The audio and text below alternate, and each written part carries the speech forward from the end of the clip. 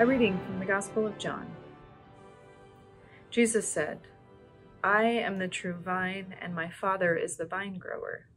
He removes every branch in me that bears no fruit. Every branch that bears fruit he prunes to make it bear more fruit. You have already been cleansed by the word that I have spoken to you. Abide in me as I abide in you.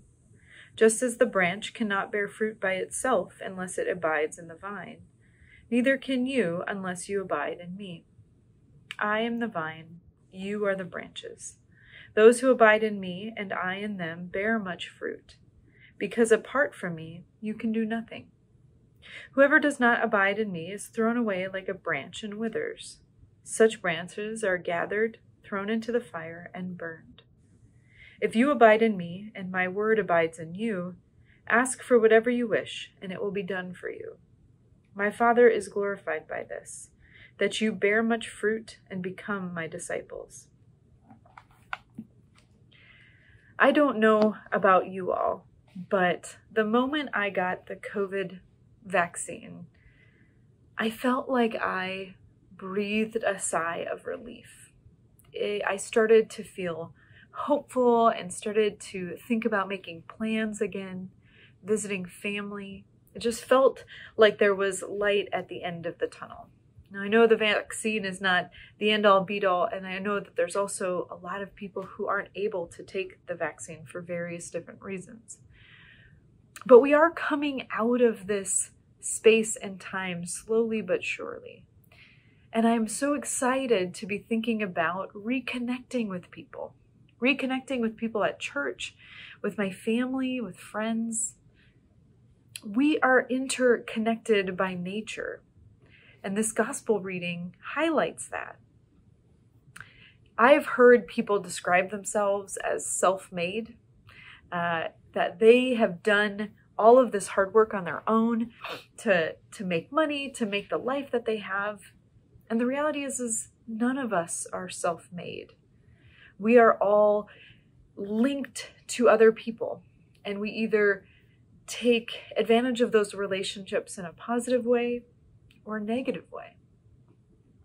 Jesus here is reminding us that for us to bear fruit, whatever that fruit looks like in this world, it is because we are interconnected not only with one another, but with Him as our true source.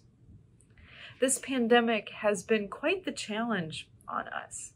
I think at the beginning, many of us realized how much we desperately needed people. We started ministries to reach out to those we realized who were living alone, who didn't have any relationships with people in person. And so we found ways to call them and reach out, and we had virtual gatherings. And I think slowly but surely, we've started to become more isolated. We've figured out that we can try to do these things on our own. We can raise our kids on our own without help. We can do our job at home and we don't need our coworkers. But that isn't us thriving. We are more like the early pandemic us, when we were desperate to reach out to people, when we applauded people from our balconies as they were coming home from work at the hospital, when we were desperately seeking out ways to connect with one another. That actually is so much more in line with the gospel. There are things that this pandemic can teach us. There are things that have come out of it, even though it has been a tragedy, that can teach us more about who God is and who we are in relationship to God. And one of those huge things for me is the fact that we are created to be in community. We are created to be connected to one another and to our source, our ultimate source, the vine in Jesus Christ.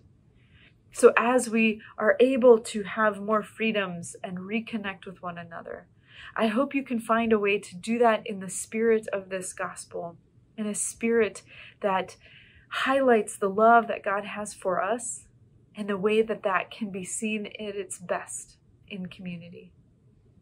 Amen.